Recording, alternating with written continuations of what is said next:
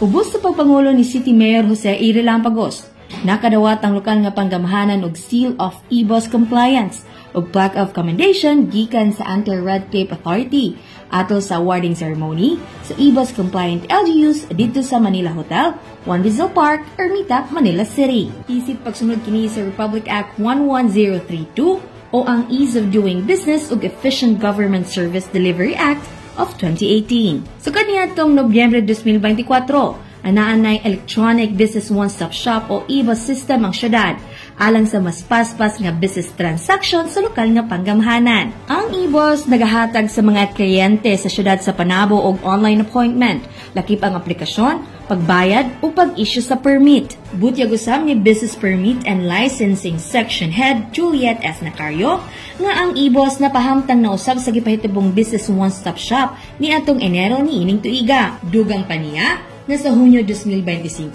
ang pagbayad sa GCash ma-integrate na sa sistema, kauban ang kasamtangang bank transfer option pinaagi sa Land Bank. Sa pagkakaron, ang mga diskusyon ug legal nga mga dokumento uban sa GCash management padayon pa nga gina-finalize aron masiguro ang hapsay nga transition niini. Sa pagdawat sa pag-ila, anaa sila Licensing Officer 1 Angel Montoya o Computer Maintenance Technologist 1 Rajad M. Bautista. Congratulations, Panabo City! Kini si Team Acevedo gikan sa City Information Office Broadcast Services alang sa Frontline News Panabo. Importante, informed.